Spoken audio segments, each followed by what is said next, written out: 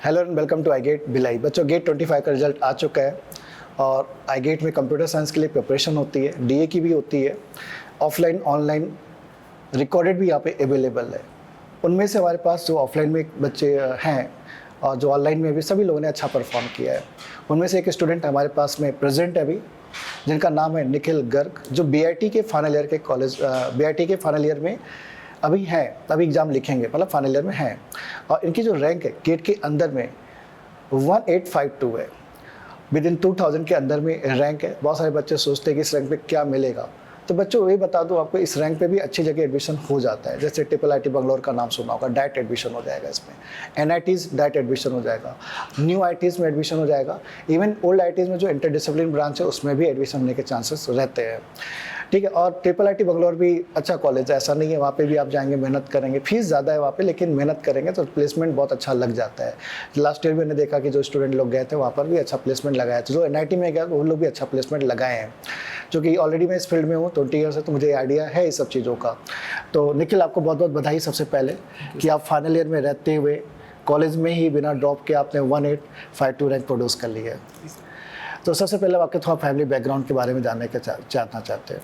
Sir family में papa mummy और भाई है मेरा। आप कहाँ के रहने वाले हैं? सर मैं खरसिया, रायगढ़ के पास एक टाउन है खरसिया। खरसिया, तो स्कूलिंग आपकी खरसिया से हुई है? सर स्कूलिंग मैंने 8 तक खरसा से ही की थी, बाकी फिर मैंने 9 to 12 रायगढ़ से ओपी जिंदल स्कूल। अच्छा, जो भी ओपी जिंदल से आपने स्टडी की? जी सर। उनका इंजीनियरिंग कॉलेज भी है? हाँ सर, ओपी जी तो उस समय आप आईटीजे की तैयारी करते थे या नहीं करते थे? नहीं सर, उतना आइडिया भी नहीं था, फोकस भी नहीं था, और फैमिली बैकग्राउंड में भी सर उतना मतलब आईटीजे को प्रमोट नहीं करते थे। अच्छा, तो उस समय था कि हमको 12 में अच्छा करना है। तो 12 में आपका इंग्लिश मीडियम था? जी सर। तो आपका कितना परसेंट था उस समय 12 में? फिर 12th में 94.6 आया था। ओके, तो फिर आपने इंजीनियरिंग मतलब मन बन गया था पहले से इंजीनियरिंग करना है? तो आईटी की तैयारी किए नहीं थे, तो क्या आपने ड्रॉप लिया था आईटी के लिए? सर आईटी के लिए ड्रॉप तो नहीं बोलेंगे सर, लेकिन कोरोना जैसे आ गया था अपने बेस्ट टाइम सर, तो उसमें क्या हुआ, तो पापा में लोग डर गए थे कि कैसे करेगा बाहर, 4 लोग की फैमिली है, तो यही बोल के कि चलो ड्रॉप ले करके 1 साल आपने ड्रॉप लिया। तो उस 1 साल में क्या किया आपने?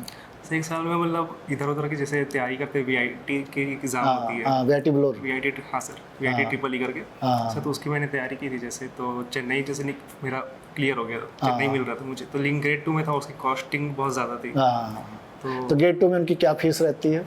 सर मतलब वही 17 to 15 लाख, मतलब 15 to 17 लाख के आसपास रहती है। तो आपने फिर प्लान ड्रॉप कर दिया? जी सर, तो मैंने सीजीपीटी का नाम सुना था, पापा के फ्रेंड है, वो बताया उन्होंने मुझे। तो सीजीपीटी के थ्रू आप बीआईटी दुर्ग में आए। आपका ब्रांच सीएस है? Yes sir, CS. ओके, तो बीआईटी में आए, तो फिर आपने कैसे प्लान, आपके मन में कैसे आया कि हमको गेट की तरफ जाना है? सर गेट का सिर्फ नाम ही सुना था, मेरे बहुत लोग दोस्तों ने भी कहा था कि गेट के ऊपर फोकस करते हैं, लेकिन मुझे उतना कुछ आइडिया था नहीं।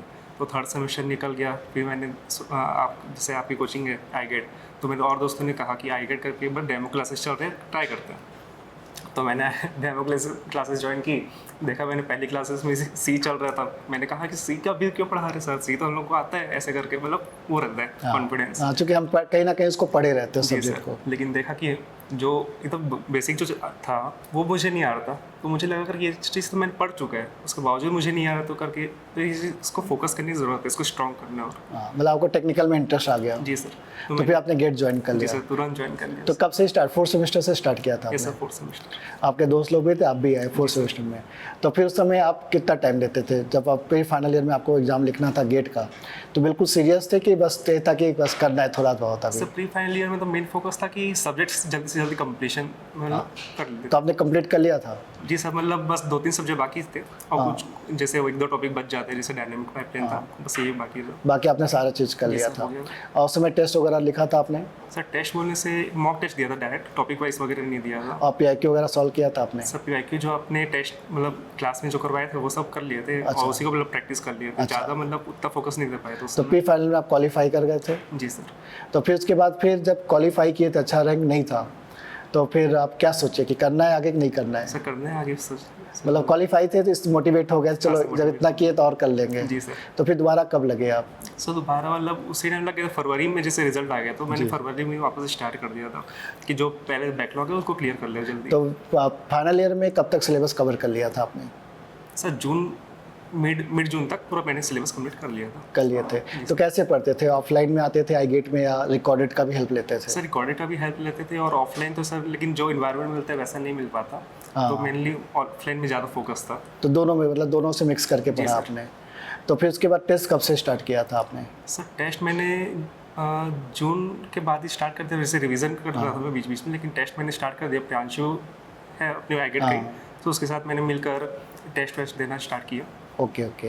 तो इस बार कितने मॉक टेस्ट लिख दिए आपने? सर मॉक टेस्ट मैंने वही 11 to 12 दिए थे। 11-12 दिए थे। और आपने रिवीजन का क्या प्लान रहता था आपका? सर रिवीजन ऐसा रहता था कि जब जैसे कुछ पढ़ने का मन नहीं कर रहा है, जैसे इधर टेस्ट लिखे तो एनालाइज कर लिया, तो कुछ ऐसा लगता है कि जो टॉपिक है एकदम नया लग रहा है वापस, वो रिवाइज तो वापस उतना रिवाइज कर लेता था। कर लेते थे। तो मॉक में कैसे नंबर आते थे आपके?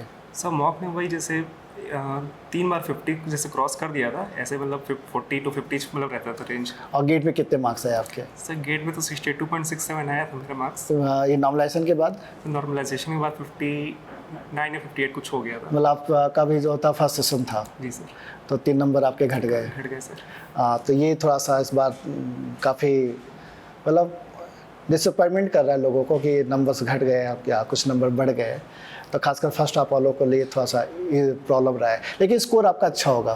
जी सर। स्कोर कितना है आपका? 661 स्कोर है। 661 स्कोर है।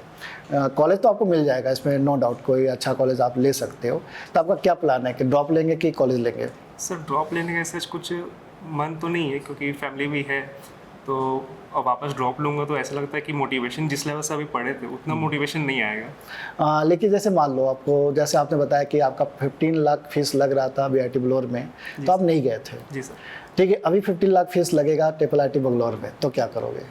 सर जैसे AICTE फेलोशिप जैसे मिलता है अपने को, सर तो उसका भी एक एडवांटेज है अपने को इस बार। ठीक है, 12,400 के आसपास आपको जी सर, मिलेगा। तो वैसे वो 22 मंथ्स के लिए मिलेगा। हाँ। सर तो उसका लाइक वो रहेगा, और दूसरा इंटर्नशिप भी 6 महीने की लगेगी। इंटर्नशिप भी लग जाती है और वहाँ पर फोकस मिनिमम 50,000 के आसपास मिलना स्टार्ट हो सर जाएगा। वहाँ तो मेन फोकस वही रहेगा कि इंटर्नशिप अच्छी लग और जाए। लोन भी मिल जाएगा आपको यहाँ पर, और वो भी विदाउट ग्रांटेड लोन मिल जाएगा आपको, गारंटी लेने की जरूरत नहीं। एक ग्रेड कॉलेज में आप जाते हैं तो। और दूसरा आप NIT में भी जा सकते हैं, फीस यदि आपको दिक्कत हो तो NIT की तरफ भी मूव कर सकते हैं। तो अल्टीमेटली आप एडमिशन लेने का प्लान बनाएंगे। तो आपके जूनियर्स जो देख रहे हैं BIT के और लोकल जूनियर्स, उनको क्या गाइडेंस देना चाहेंगे?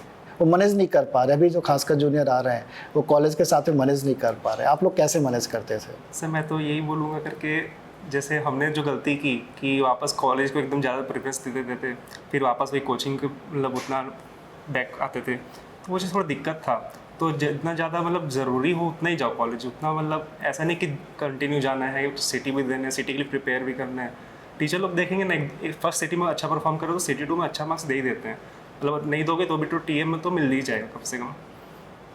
और मेरा मानना है यार 10 नंबर कम मिल जाए, मतलब आप 80-90% ला रहे हैं, आप 80% लाओ ना यार। देखिए कॉम्पिटिटिव एग्जाम निकालो, आप बिल्कुल अलग हो जाओगे, लोगों से बिल्कुल भीड़ से बाहर आ जाओगे आप।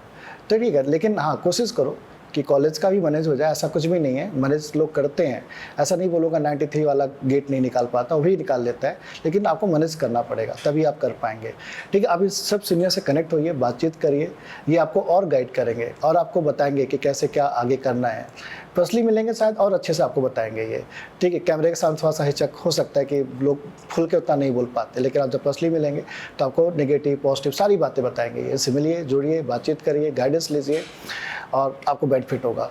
तो निखिल, बहुत अच्छा लगा आपसे मिलके, बातचीत करके। आपने अच्छा गाइड भी किया है बच्चों को, आगे भी उनको गाइड करते रहिए। ऑल द बेस्ट कि आपका एडमिशन अच्छी जगह पर है। बच्चों आपको भी all the best. Bye bye. Thank you sir.